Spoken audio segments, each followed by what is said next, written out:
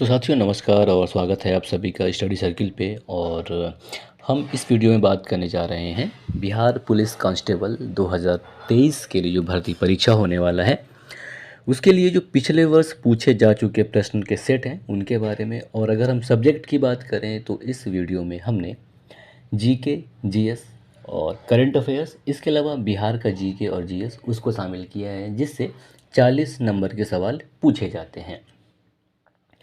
तो देखते हैं पहला सवाल। तो पहला सवाल है हमारा जो पूछा जा चुका है, और ये सभी प्रश्न पूछे जा चुके हैं, इनका हमने जहाँ संभव है वहाँ पे डिटेल भी प्रोवाइड कराया है। तो देखते हैं जो पहला सवाल है। पहला सवाल है कि भारत में सबसे लंबे समय तक मुख्यमंत्री रहने वाली महिला कौन है। 4 विकल्प हैं: जयललिता, ममता बनर्जी, शीला दीक्षित या मायावती। तो यहाँ पे सही विकल्प सी हो जाएगा कि इन दिए हुए विकल्प में जो सही विकल्प है वो सी, शीला दीक्षित हैं, जिनका कार्यकाल जो है 3 बार चला, और यानी अब तक ये 15 वर्ष के लिए मुख्यमंत्री नियुक्त रह चुकी हैं। यानी कि 3 बार अब तक ये मुख्यमंत्री रही हैं और कुल कार्यकाल इनका एज ए मुख्यमंत्री 15 वर्ष रहा। तो यहाँ पे सही विकल्प सी हो जाएगा, शीला दीक्षित। और बाकी अन्य हैं, अगर हम उनकी बात करें तो उनमें जयललिता हैं। और जयललिता की अगर हम बात करें जैसा कि, तो इन्होंने AIDMK मतलब इनकी जो पार्टी थी वो ऑल इंडिया द्रविड़ मुनेत्र कड़गम थी, और इन्होंने 13 वर्ष तक मुख्यमंत्री के रूप में सेवा प्रदान किया। और ममता बनर्जी की बात करें तो इन्होंने वर्ष 1998 में तृणमूल कांग्रेस पार्टी की स्थापना की, और इनका जो कार्यकाल है वर्तमान में 12 वर्ष कंप्लीट हुआ है, तो इनका भी 15 वर्ष कंप्लीट हो जाएगा। और आगे देखते हैं, तो ये आगे बढ़ सकती हैं। और मायावती की बात करें, उससे पहले ममता बनर्जी जी के बारे में एक चीज़ और जान लें कि ये सन 2009 से 2011 तक देश में रेल मंत्री रही हैं। और मायावती की अगर हम बात करें तो बहुजन समाज पार्टी की हैं ये मेंबर, और 7 वर्ष के लिए अब तक मुख्यमंत्री बनी हैं ये, जिनमें एक कार्यकाल इनका कंप्लीट हुआ था वर्ष 2007 से वर्ष 2012 तक। तो कुल 7 वर्ष ये मुख्यमंत्री रहीं। और इन विकल्प में जो सही विकल्प है अपना इस प्रश्न का वो है सी विकल्प कि शीला दीक्षित जो है अब तक सबसे ज़्यादा समय तक के लिए मुख्यमंत्री रही हैं। और आगे देखते हैं, प्रश्न नंबर 2 है हमारा कि निम्नलिखित में से कौन सा स्थल सिखों के 5वें गुरु अर्जुन साहिब द्वारा डिजाइन किया गया था। 4 विकल्प हैं: कमल मंदिर, स्वर्ण मंदिर, मीनाक्षी मंदिर या सूर्य मंदिर। तो यहाँ पे सही विकल्प हो जाएगा बी, स्वर्ण मंदिर, जिसे कि दरबार साहिब भी कहा जाता है। तो इसका जो डिजाइन है ये सिख संप्रदाय के जो 5वें गुरु हैं, गुरु अर्जन सिंह या गुरु अर्जुन सिंह, उनके द्वारा इसका डिजाइन किया गया था। और ये जो मंदिर है पंजाब के अमृतसर में स्थित है, और इसके निर्माण कार्य का जो प्रारंभ है 1577 ईस्वी में प्रारंभ किया गया था, जो इनके सिखों के जो चौथे गुरु थे जिनका नाम गुरु रामदास था, उनके द्वारा किया गया था। और इस जबकि ये जो जहाँ पे बना है, ये जो अमृतसर में स्वर्ण मंदिर बना है, इस भूमि का चयन जो सिखों के तृतीय गुरु थे जिनका नाम अमरदास है, उनके द्वारा इसका चयन किया गया था। और थोड़ी सी और अगर हम बात कर लें कि ये कमल मंदिर के बारे में, जिसे कि लोटस टेम्पल भी कहा जाता है, दिल्ली में स्थित है ये। हालांकि इस मंदिर की सबसे बड़ी विशेषता ये है कि इस मंदिर में किसी भी देवी या देवता की मूर्ति नहीं है, बल्कि बहाई संप्रदाय के लोगों को मानने वाले के लिए मंदिर है ये। और इसे बहाई उपासना स्थल भी कहा जाता है। और ये दिल्ली के नेहरू प्लेस के पास उपासना स्थल है, और ये अपने आप में अनूठा मंदिर है। जैसा कि पहले बताया, यहाँ पे ना ही तो कोई मूर्ति है, ना ही यहाँ पर कोई भी धार्मिक कार्य होता है, बल्कि यहाँ पर विभिन्न धर्मों से संबंधित जो विभिन्न पवित्र लेख होते हैं उनको पढ़ा जाता है। और इसे सन 1986 में तैयार किया गया था। अब मीनाक्षी मंदिर की अगर हम बात करें तो ये तमिलनाडु में स्थित है, जो कि भगवान शिव और पार्वती को समर्पित है। और ये तमिलनाडु के मदुरई शहर के वेंगई नदी के दक्षिणी तट पर स्थित है। और इसका निर्माण जो कराए थे उनका नाम है कुलशेखर पांडियन, जो कि पांड्य शासक थे। और ये पांड्य कौन है? चेर पांड्य चोल जो शासक थे दक्षिण भारत में, ये वो पांड्य हैं जिनके द्वारा मीनाक्षी मंदिर का निर्माण कराया गया था। सूर्य मंदिर की बात करें तो सूर्य मंदिर ओडिशा में स्थित है और ओडिशा के पुरी जिले में स्थित है। और इसका जो इस मंदिर का निर्माण जो है 1250 ईस्वी में गंग राजवंश के राजा जिनका नाम था नरसिंह देव प्रथम, उनके द्वारा कराया गया था। और इस मंदिर की शैली की अगर हम बात करें तो जो सूर्य मंदिर की शैली है वो कलिंग शैली है और सन 1984 में यूनेस्को की विश्व धरोहर सूची में इसे शामिल किया गया है।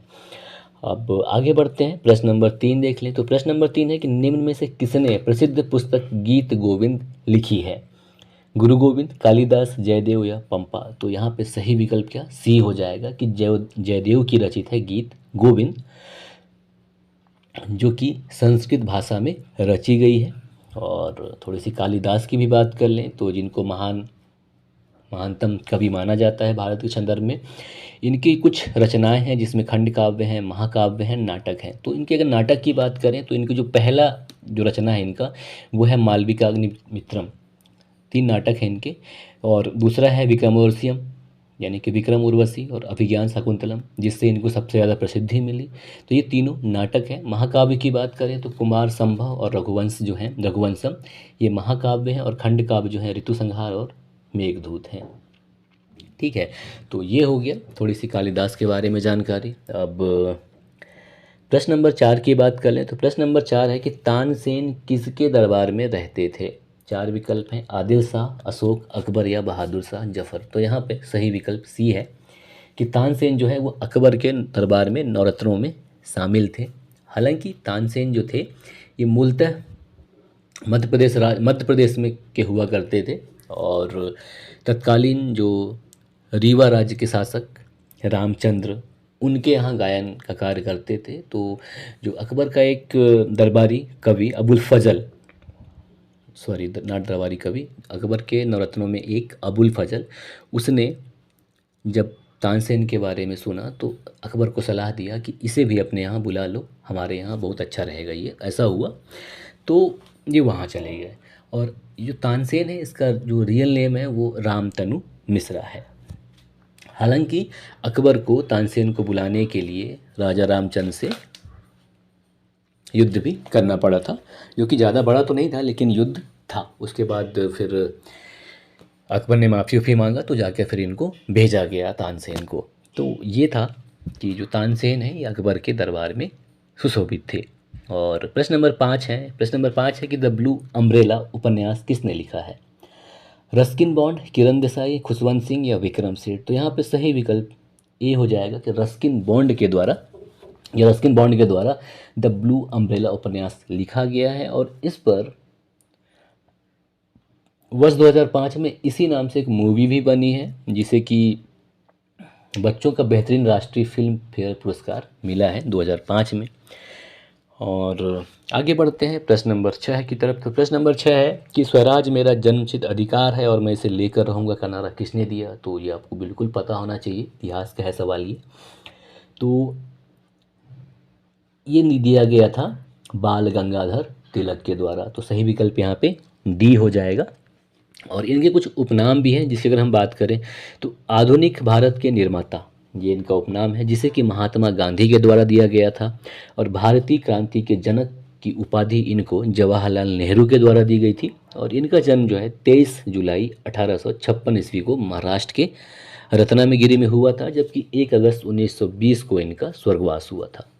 और इन्होंने 1890 ईस्वी में भारतीय राष्ट्रीय कांग्रेस में शामिल हुए और इनके द्वारा 2 साप्ताहिक पत्र चलाए गए। पहला केसरी, जो कि मराठी भाषा में चलाया गया, और मराठा ये अंग्रेजी भाषा में चलाया गया। इसके अलावा इनके द्वारा कुछ पुस्तक भी की रचना भी की गई जिसमें गीता रहस्य प्रमुख पुस्तक है। और आगे बढ़ते हैं प्रश्न नंबर 7 की तरफ। तो प्रश्न नंबर 7 है हमारा कि जनरल माइकल ओ डायर की हत्या किसने की थी? भगत सिंह ने, चंद्रशेखर आज़ाद ने, उधम सिंह ने या अनंत खरे ने? तो यहाँ पे सही विकल्प सी हो जाएगा, उधम सिंह के द्वारा जनरल माइकल ओ डायर की हत्या की गई थी। और इन्होंने ये जो कारनामा किया था, यानी जो इन्होंने जनरल ओडायर की हत्या की थी 13 मार्च 1940 को लंदन में किया था। और उसके बाद ये वहाँ से भागे नहीं थे, वहीं रुके हुए थे और फिर इसके बाद इनको गिरफ्तार कर लिया गया और इनको फांसी दे दी गई थी। खैर, आपको यहाँ पे एक चीज़ क्लियर कर दूँ कि जो जनरल ओ डायर हैं, ये जनरल डायर जलियांवाला बाग हत्याकांड से संबंधित नहीं थे, बल्कि जो 13 अप्रैल 1919 को जलियांवाला बाग हत्याकांड हुआ था उसमें जनरल रेजिनाल्ड डायर संबंधित थे। तो आप ये मिस्टेक मत करिएगा या फिर समझने में गलती मत करिएगा। ये जनरल ओ डायर अलग थे जिनका की हत्या उधम सिंह ने किया था। और 13 अप्रैल 1919 यानी कि जलियांवाला बाग हत्याकांड से संबंधित जो जनरल था, जो जनरल डायर था, वो जनरल रेजिनाल्ड डायर था, है ना। तो इसका सही विकल्प यहाँ पे सी हो जाएगा, उधम सिंह। और प्रश्न नंबर 8 है। तो प्रश्न नंबर 8 है कि 1861 में इंडियन मिरर नामक समाचार पत्र किसने संपादित तथा प्रकाशित किया था? 4 विकल्प हैं।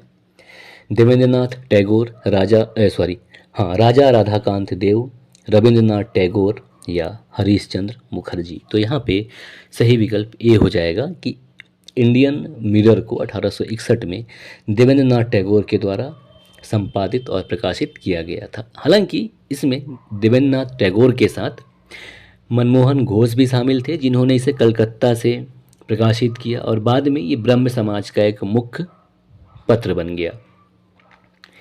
और प्रश्न नंबर 19 है कि बड़ा इमामबाड़ा कहाँ स्थित है? इलाहाबाद, आगरा, बरेली या लखनऊ? तो सही विकल्प यहाँ पे डी हो जाएगा कि बड़ा इमामबाड़ा जो है ये लखनऊ में स्थित है और ये एक ऐतिहासिक धरोहर है जिसे इसलिए बनाया गया था, उस समय अकाल पड़ा था, तो अकाल से लोग और अकाल में राहत प्रदान करने के लिए इसका निर्माण अवध के नवाब आसिफ उद्दौला के द्वारा 1784 से 1794 के मध्य कराया गया था और इसे भूल भुलैया भी कहा जाता है।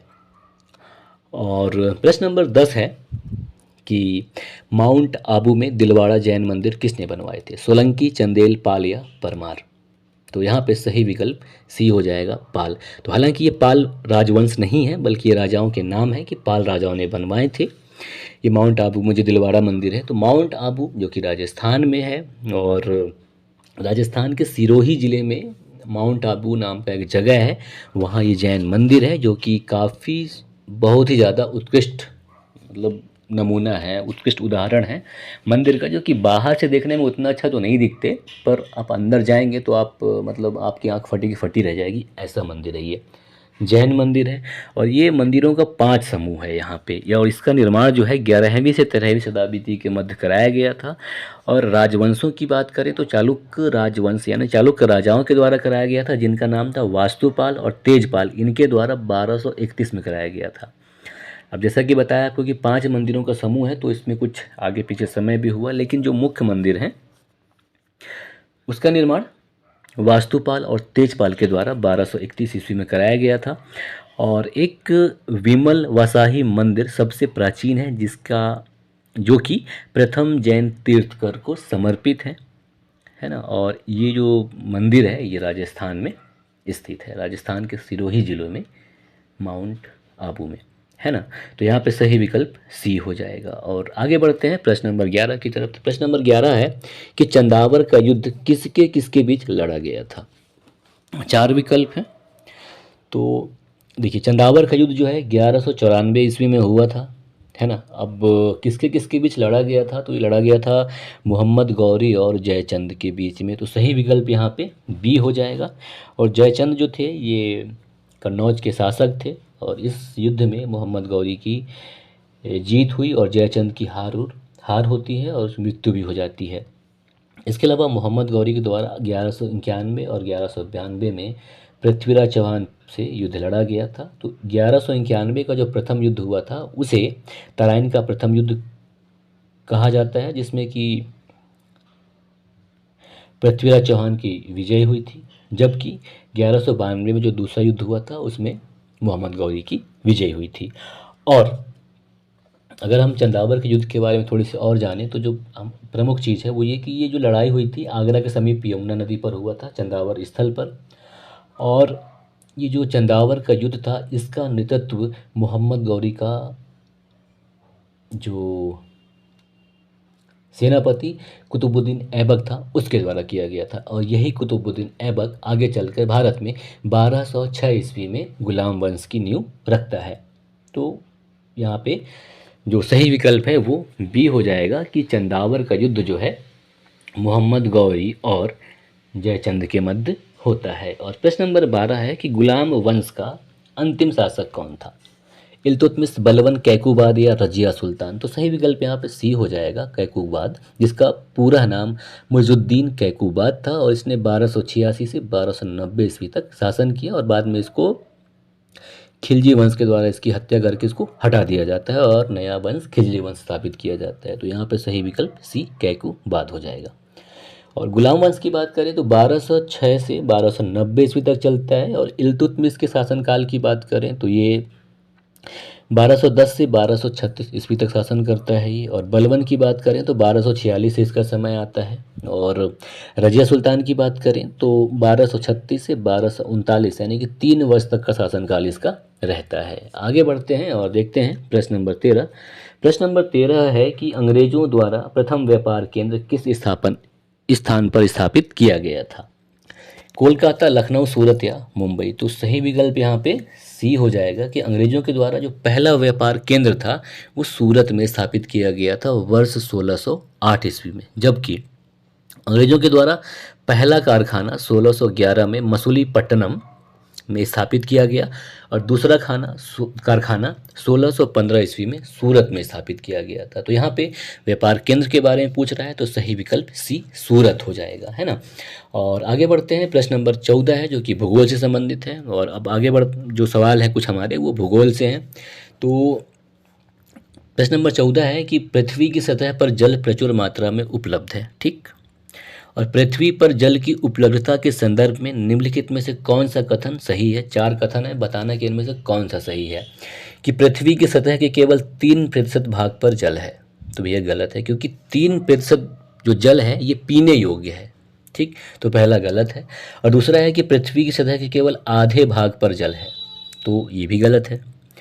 और विकल्प सी है कि पृथ्वी की सतह के लगभग 71 भाग पर जल है, तो सही विकल्प यहाँ पे सी हो जाएगा, इससे आगे हमको बढ़ना ही नहीं है ना। तो सही विकल्प यहाँ पे सी हो जाएगा। और प्रश्न नंबर 15 है हमारा कि निम्नलिखित कथनों में से पृथ्वी की भूपर्पटी से संबंधित कौन सा कथन सही है? 4 विकल्प हैं। पहला है कि महाद्वीपों पर इसकी मोटाई लगभग 500 किलोमीटर है। विकल्प बी है कि महासागरीय सतह पर इसकी मोटाई लगभग 5 किलोमीटर है। और विकल्प सी है कि इसके महाद्वीपीय भूपर्पटी के द्रव्यमान को सियाल कहते हैं।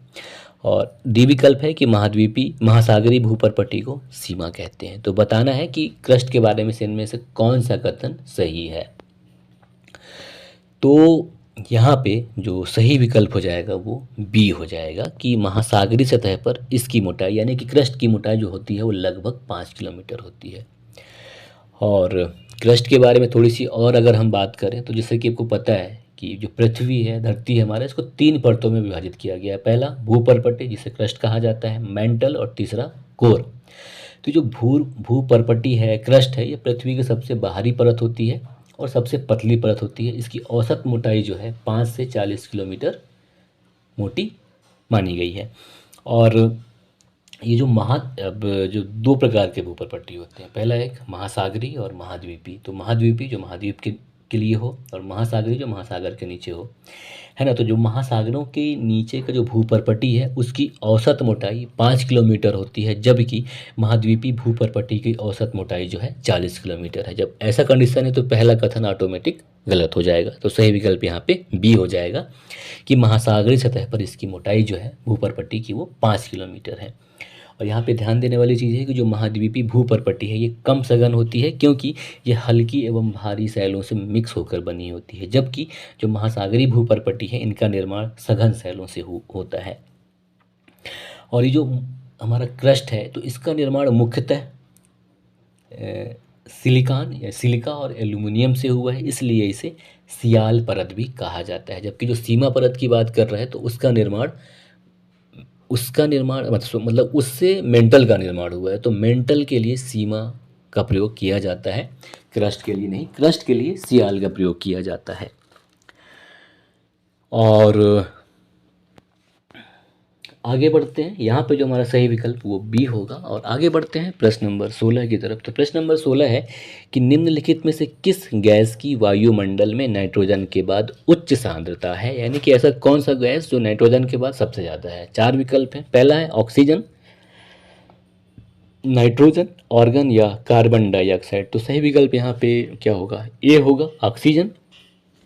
क्योंकि देखिए ऑक्सीजन जो है वो 21% है धरती पे, वायुमंडल पे, और जो नाइट्रोजन है वो 78% है। बाकी 1% में अन्य गैस आते हैं, जिसमें 0.93% जो है आर्गन आता है और 0.03% कार्बन डाइऑक्साइड आता है। तो यहाँ पर सही विकल्प ए हो जाएगा, ऑक्सीजन। और आगे देखते हैं, प्रश्न नंबर 17 है हमारा कि निम्नलिखित में से कौन सी वायुमंडल की परत नहीं है। तो वायुमंडल की परत कौन सी नहीं है बताना है। क्षोभ मंडल है, समताप मंडल है, स्थल मंडल नहीं है और ताप मंडल है। तो यहाँ पर सही विकल्प जो है सी हो जाएगा कि जो स्थल मंडल है ये वायुमंडल की परत नहीं है, बल्कि पृथ्वी की भूपर्पटी और ऊपरी मंडल को मिलाकर जो एरिया बनता है उसे स्थल मंडल कहते हैं, जिसकी मोटाई लगभग 100 किलोमीटर है ना। और आगे क्या है हमारा, थोड़ी सी जो क्वेश्चन है ना वो मिसप्रिंट हो गया है, मतलब 18 लिखना था, हमने 17 लिख दिया है। खैर, तो ये देखते हैं, ये प्रश्न है हमारा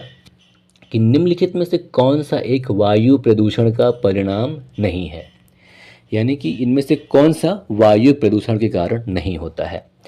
ए जलवायु परिवर्तन, बी ओजोन परत का क्षय, सी अम्ल वर्षा या डी सुपोषण। तो यहाँ पे सही विकल्प डी हो जाएगा कि सुपोषण जो है ये वायु प्रदूषण से इसका कोई भी लेना देना नहीं है। जलवायु परिवर्तन ये वायु प्रदूषण की वजह से होता है, ओजोन परत का क्षय वायु प्रदूषण से होता है, अम्ल वर्षा वायु प्रदूषण से होता है, लेकिन जो सुपोषण है ये इससे नहीं होता। सुपोषण की बात करें जिसे कि यूट्रोफिकेशन भी कहा जाता है, ये ऐसी प्रक्रिया होती है जिसमें एक जल निकाय या कोई भी जो जलाशय होता है वहाँ पे पोषक तत्वों से वो बहुत ही ज़्यादा सुदृढ़ हो जाता है, यानी कि बहुत ही ज़्यादा समृद्ध हो जाता है, जिससे क्या होता है कि जलाशय में पौधों और शैवाल जो होते हैं काफ़ी मात्रा में बढ़ जाते हैं, इनका बहुत ज़्यादा अत्यधिक मात्रा में विकास हो जाता है, जिससे जल में ऑक्सीजन की मात्रा कम हो जाती है। तो ये सुपोषण कहलाता है। उदाहरण की बात करें, जैसे आपने कोई तालाब वालाब देखा होगा गांव में, या अगर किसी नदी किनारे गए तो आप देखेंगे कि बिल्कुल जो उसका पानी ना हरा हरा दिखता है, तो वो सुपोषण की वजह से होता है। इसका वजह क्या है कि जो जलीय तंत्र होते हैं उसमें फास्फेट युक्त डिटर्जेंट मिल जाते हैं, या जो उर्वरक हैं जो हम खेत में डालते हैं, खाद वगैरह, वो सब मिल जाते हैं, और जो मल जल हैं इनके मिलने की वजह से ये सुपोषण की प्रक्रिया होती है।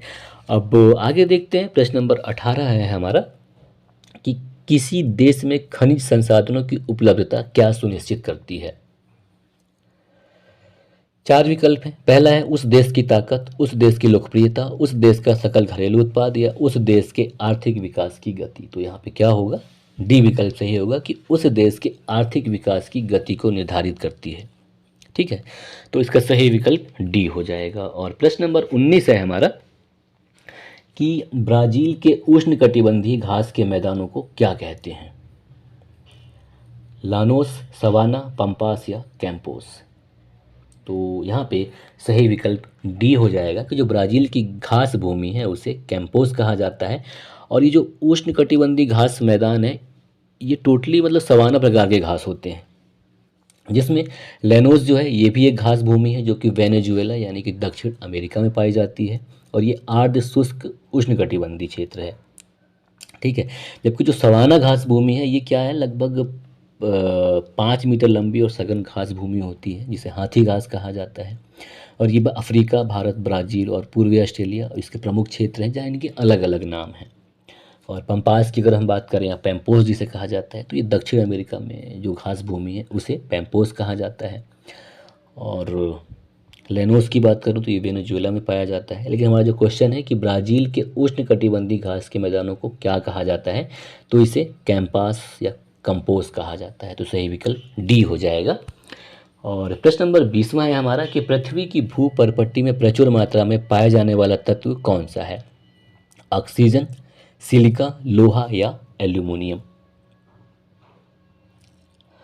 तो यहाँ पे सही विकल्प ए हो जाएगा, ऑक्सीजन है, कि पृथ्वी की भूपर्पटी में सबसे ज़्यादा मात्रा में पाया जाने वाला जो तत्व है तो वो है ऑक्सीजन, जो कि 47% होता है। जबकि सिलिकॉन की बात करें या सिलिका की बात करें तो ये 28% होता है, और फेरस की बात करें या लोहा की बात करें तो ये 5% होता है, और एल्यूमिनियम की अगर हम बात करें तो ये 8.10% होता है, और कैल्शियम 3.6%, सोडियम 2.80%, और पोटेशियम 2.60% और मैग्नीशियम जो है 2.10%, और अदर्स में 0.80% आते हैं। ठीक है, तो यहाँ पे ध्यान दीजिएगा, सही विकल्प ए हो जाएगा। और प्रश्न नंबर 21वां है कि निम्न में से कौन सा राज्य पश्चिम बंगाल की सीमा पर नहीं है। तो इसके लिए थोड़ी सी आप मैप देख लीजिए, बड़ा मज़ा आएगा। पश्चिम बंगाल के बाद क्या है, बांग्लादेश आता है, और उसके बाद आता है त्रिपुरा। तो 4 विकल्प है यहाँ पे, त्रिपुरा, ओडिशा, झारखंड, इनमें से कोई नहीं। तो यहाँ पे सही विकल्प हो जाएगा ए, त्रिपुरा, क्योंकि पश्चिम बंगाल से झारखंड जो है ये राज्य अपनी सीमा साझा करती है। तो सही विकल्प यहाँ पे ए है, त्रिपुरा जो है ये पश्चिम बंगाल राज्य की सीमा पर नहीं है। और बांग्लादेश के साथ पश्चिम बंगाल और त्रिपुरा ये दोनों अंतर्राष्ट्रीय सीमा बनाते हैं। इसके अलावा मेघालय और आसाम, यानी कि अगर बांग्लादेश से सीमा की अगर हम बात करें, अंतर्राष्ट्रीय सीमा बनाने वाले राज्य भारत के संदर्भ में, तो वो पश्चिम बंगाल है, त्रिपुरा है, आसाम है और मेघालय है। ठीक है, और आगे देखिए प्रश्न नंबर 22 को। तो प्रश्न नंबर 22 है हमारा कि नागार्जुन सागर बाघ अभयारण्य किस राज्य में है। 4 विकल्प हैं, कर्नाटक, आंध्र प्रदेश, तमिलनाडु और केरल। तो यहाँ पे सही विकल्प बी हो जाएगा, आंध्र प्रदेश। हालांकि एक चीज़ ध्यान रखिएगा कि जो नागार्जुन सागर बाघ अभयारण्य है ये वर्तमान समय में आंध्र प्रदेश और तेलंगाना दोनों राज्य में स्थित हैं, और जो कि 5 जिलों में विस्तृत हैं। अगर जिलों की बात करें तो इनमें शामिल है नलगोंडा, महबूबनगर, कुर्नूल, प्रकाशम और गुंटूर। इसे सन 1983 में टाइगर रिजर्व में शामिल किया गया था, और ये भारत का सबसे बड़ा टाइगर रिजर्व एरिया है। ठीक है, नागार्जुन सागर बाघ अभयारण्य। और आगे बढ़ें प्रश्न नंबर 23 की तरफ, जो हमने फिर से मिसप्रिंट किया है। खैर, प्रश्न नंबर 24 देख लेते हैं कि चंद्र ग्रहण किस दिन देखा जा सकता है। अमावस्या के दिन, पूर्णिमा के दिन, या प्रत्येक महीने के पहले रविवार को, या भारतीय कैलेंडर के प्रत्येक महीने के पहले दिन को। तो यहाँ पे क्या हो जाएगा, सही विकल्प बी, पूर्णिमा के दिन जो है चंद्र ग्रहण देखा जा सकता है। चंद्र ग्रहण जब होगा तो क्या होगा कि सूरज और चंद्रमा के बीच में पृथ्वी आ जाता है, तो चंद्रमा नहीं दिखाई पड़ता है, इसकी वजह से चंद्र ग्रहण हो जाता है। और चंद्र ग्रहण किस दिन होगा, ऑफकोर्स फुल मून के दिन। तो सही विकल्प यहाँ पे बी हो जाएगा। और प्रश्न नंबर 25 की बात करें तो प्रश्न नंबर 25 है, ये पॉलिटी से रिलेटेड है। देखिएगा कि चुनाव क्षेत्रों में चुनाव प्रचार कितने घंटे पहले बंद होता है। 4 विकल्प हैं, 24 घंटे, 36 घंटे, 48 घंटे या 12 घंटे। तो जो आदर्श आचार संहिता है उसके अनुसार 48 घंटे पहले बंद होता है। तो सही विकल्प यहाँ पे सी हो जाएगा।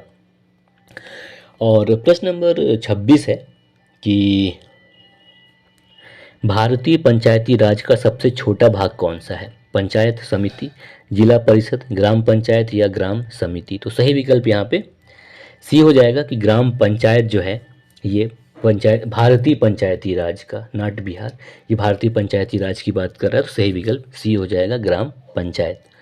और प्रश्न नंबर 27 है कि किस अनुच्छेद के तहत प्रेस की स्वतंत्रता, यानी कि जो न्यूज़ वाले हैं उनकी स्वतंत्रता और सूचना के अधिकार को मूल अधिकार में रखा गया है। अनुच्छेद 24, अनुच्छेद 19, अनुच्छेद 25 से अनुच्छेद 20। तो सही विकल्प यहाँ पे बी हो जाएगा कि अनुच्छेद 19 यानी कि वाक एवं अभिव्यक्ति की स्वतंत्रता के अंतर्गत सूचना के अधिकार और प्रेस की स्वतंत्रता को मूल अधिकार में रखा गया है। तो सही विकल्प यहाँ पे बी हो जाएगा। और प्रश्न नंबर 28 है हमारा कि भारत में पहली बार राष्ट्रीय आपातकाल की घोषणा कब हुई थी। 1957 में, 1955 में, 1966 में या 1962 में? तो सही विकल्प हो जाएगा डी कि सन 1962 में पहली बार राष्ट्रीय आपातकाल की घोषणा की गई थी, जब भारत पे बाह युद्ध हो गया था चीन के साथ, है ना। और यानी अब तक हम देश की बात करें तो जो 26 अक्टूबर 1962 को पहली बार देश में राष्ट्रीय आपातकाल घोषित किया गया था, उसके बाद 2 बार और घोषित किया गया, यानी कि कुल अब तक देश में 3 बार राष्ट्रीय आपातकाल लगाया जा चुका है, जिसमें दूसरी बार लगा था सन 1971 में भारत पाक युद्ध के समय, और तीसरी बार लगा था आंतरिक अशांति के आधार पर 1975 में।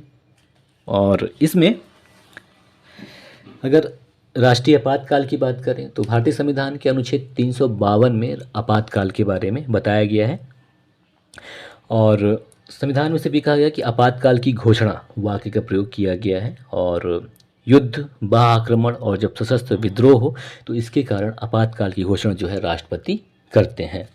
अब आगे बढ़ते हैं, प्रश्न नंबर 29 को देखते हैं। तो प्रश्न नंबर 29 है कि भाषा के आधार पर गठित प्रथम राज्य कौन था? 4 विकल्प है, आंध्र प्रदेश, हरियाणा, गुजरात या झारखंड। तो सही विकल्प यहाँ पे ए हो जाएगा कि भाषा के आधार पर गठित जो प्रथम राज्य था वो आंध्र प्रदेश था, जिसकी स्थापना 1 नवंबर 1956 को की गई थी। और थोड़ी सी हरियाणा का भी देख लें तो हरियाणा जो है 1 नवंबर 1966 को इसका गठन हुआ। और गुजरात की बात करें तो महाराष्ट्र से अलग होकर इसकी स्थापना 1 मई 1960 को की गई। झारखंड की बात करें तो ये बिल्कुल नया राज्य है, जिसकी स्थापना 15 नवंबर सन 2000 को की गई थी। आगे बढ़े प्रश्न नंबर 30 की तरफ। तो प्रश्न नंबर 30 है कि पंचायती राज संस्थाओं को कितने विषयों की सूची दी गई है? 20 विषयों की, 39 विषयों की, 29 विषयों की या 19 विषयों की? तो सही विकल्प यहाँ पे है विकल्प सी, 29 विषयों की सूची पंचायती राज संस्थाओं को प्रदान की गई है। थोड़ी सी पंचायती राज संस्थाओं की अगर हम बात करें तो इन्हें 73वें संविधान संशोधन अधिनियम 1992 के द्वारा संवैधानिक दर्जा प्रदान किया गया। और पंचायती राज जो व्यवस्था है इसके लिए जो अनुसूची है अगर उसकी बात करें तो इसके लिए 11वीं अनुसूची भारतीय संविधान में दी गई है। जबकि अगर पंचायती राज व्यवस्था की बात करें कि किस सूची में शामिल है, राज्य सूची में या संघ सूची में, तो ये राज्य सूची में शामिल है। आगे देखते हैं प्रश्न नंबर 31। तो प्रश्न नंबर 31 है कि किस संविधान संशोधन के तहत गोवा को एक राज्य का दर्जा दिया गया है? 4 विकल्प है कि 70वां संविधान संशोधन, 71वां संविधान संशोधन या 72वां संविधान संशोधन या 56वां संविधान संशोधन। तो यहाँ पे सही विकल्प डी हो जाएगा कि 56वां संविधान संशोधन 1987 के द्वारा 30 मई 1987 को गोवा का भारत के 25वें राज्य का दर्जा प्रदान किया गया। थोड़ी सी गोवा का और इतिहास अगर हम जान लें तो जैसा कि गोवा पुर्तगाल का अधीन था और सन 47 में भी ये अधीन बना था। इसे सन 1960 में पुर्तगाल से युद्ध करके ऑपरेशन विजय के तहत छीना गया था, और गोवा दमन दीव को एक संघ शासित क्षेत्र या केंद्र शासित प्रदेश बना दिया गया 1960 में। और 12वें संविधान संशोधन अधिनियम 1962 के तहत गोवा, दमन और दीव को भारतीय संघ क्षेत्र में शामिल किया गया। और फिर क्या हुआ कि बाद में सन 87 में यानी कि 1987 में गोवा का विभाजन करके गोवा राज्य का निर्माण किया गया, और जो दमन और दीव हैं इनको केंद्र शासित प्रदेश ही बने रहने दिया गया। तो यहाँ पे जो सही विकल्प है वो डी हो जाएगा कि 56वां संविधान संशोधन अधिनियम के तहत गोवा को एक राज्य का दर्जा दिया गया और इसमें विधानसभा की संख्या को जोड़ा गया। और प्रश्न नंबर 32 की बात करें तो जो प्रश्न नंबर 32 है वो है कि किस अनुच्छेद के तहत राष्ट्रपति वित्त आयोग का गठन करते हैं? तो अनुच्छेद 280 के तहत करते हैं राष्ट्रपति। तो यहाँ पे जो विकल्प है वो डी हो जाएगा, अनुच्छेद 280। और प्रश्न नंबर 33 की बात कर लें, 33 नंबर, कि भारतीय संविधान में समवर्ती सूची किस देश से लिया गया है? ऑस्ट्रेलिया, कनाडा, फ्रांस या जर्मनी? तो यहाँ पे सही विकल्प ए हो जाएगा कि समवर्ती सूची जो है ये ऑस्ट्रेलिया से लिया गया है। समवर्ती सूची की बात करें तो ये ऐसे सूची होते हैं जिस पे केंद्र और राज्य दोनों ही सरकार नियम बना सकते हैं, लेकिन अगर केंद्र और राज्य किसी एक नियम पर कानून बनाते हैं तो केंद्र सरकार के द्वारा बनाया गया नियम प्रभावी होगा। अब बात कर लें कि कनाडा से भारतीय संविधान में क्या लिया गया है, तो जो सशक्त केंद्र के साथ संघीय व्यवस्था जो ली गई है कनाडा से लिया गया है। इसके अलावा अवशिष्ट शक्ति जो है, यानी कि ऐसे शक्तियाँ जो कहीं निर्धारित ही नहीं है, वो केंद्र के पास होगा। इसके अलावा केंद्र के द्वारा राज्य के राज्यपालों की नियुक्ति करने की जो प्रक्रिया है, ये कनाडा से लिया गया है। थोड़ी सी फ्रांस की अगर हम बात कर लें तो फ्रांस से गणतंत्रात्मक एवं प्रस्तावना में समता एवं बंधुता के आदर्श लिए गए हैं, जबकि जर्मनी से आपातकाल के समय मूल अधिकारों का जो हनन होता है, ये चीज़ जर्मनी से लिया गया है ना। तो ये भारतीय संविधान में विदेशों से लिए गए कुछ मूल विशेषताएं हैं। तो लेकिन यहाँ पे जो सही विकल्प है वो ए हो जाएगा कि ऑस्ट्रेलिया से समवर्ती सूची ली गई है। और प्रश्न नंबर 34 है कि भारतीय भाषाओं को किस अनुसूची में शामिल किया गया है, पहली, दूसरी, आठवीं या चौथी। तो सही विकल्प यहाँ पे सी हो जाएगा कि भारतीय भाषाओं को 8वीं अनुसूची में शामिल किया गया है। और प्रश्न नंबर 35 है कि भारतीय संविधान में बंधुत्व की भावना किस देश से लिया गया है। तो अभी कुछ देर पहले ही हमने बात किया फ्रांस से लिया गया है, तो फ्रांस यहाँ पे भी, खैर ये थोड़ी सी नंबरिंग आगे पीछे हो गया है, तो सही विकल्प यहाँ पे सी हो जाएगा फ्रांस। मैंने बी लिखा है, खैर देख लीजिएगा, फ्रांस से बंधुत्व की भावना ली गई है। और प्रश्न नंबर 36 है हमारा, और ये अंतिम है कि रियासतों को भारत में सम्मिलित करने के लिए बनाई गई रियासती मंत्रालय के मंत्री कौन थे। जवाहरलाल नेहरू, डॉक्टर राजेंद्र प्रसाद, जगजीवन राम या वल्लभ भाई पटेल। तो सही विकल्प यहाँ पे डी हो जाएगा कि सरदार वल्लभ भाई पटेल जो थे ये रियासती मंत्रालय के मंत्री थे। तो मई या जून सन 47 में भारत की जो अंतरिम सरकार थी उसके द्वारा एक नए रियासती विभाग का गठन किया गया, जिसका ये था, मतलब जिसके जो सलाहकार थे और सचिव वो वीपी मेनन थे। और इनका काम ये था कि जो रियासत देश में हैं जो शामिल नहीं है उनको देश में शामिल किया जाए। और ये मंत्रालय था, इसका संविधान सभा से कुछ अलग वास्ता था, संविधान सभा का कार्य अलग था और इसका अलग था। तो यहाँ पे सही विकल्प डी हो जाएगा। तो साथियों, ये था बिहार पुलिस कांस्टेबल 2023 के लिए पिछले वर्ष पूछे जा चुके जीके जीएस और करंट अफेयर, साथ ही साथ बिहार के जीके और जीएस पर आधारित कुछ प्रश्न जिनको हमने इसमें कवर किया। और ये भाग 2 था हमारा, और उम्मीद करते हैं कि आपकी तैयारी को इससे और बूस्ट मिलेगा ताकि आप अपनी तैयारी को और बेहतर कर सकें। और एक चीज़ और, आप दौड़ यानी कि आपका जो फिजिकल है उसको कंटिन्यू रखें, कोशिश करें कि अभी हालांकि बरसात है पर जैसे भी हो अगर समय मिलता है आपको तो ज़रूर मैनेज करें इसे, मतलब 3 घंटा नहीं तो कम से कम 2.5 या 2 घंटा ज़रूर दें अभी, ताकि जो आपका रिदम है वो बनता रहे। और आई होप कि ये वीडियो आपको पसंद आया हो, तो ज़रूर हमारे चैनल को सब्सक्राइब करें, लाइक करें तथा शेयर भी करें। नमस्कार, जय हिंद, जय भारत।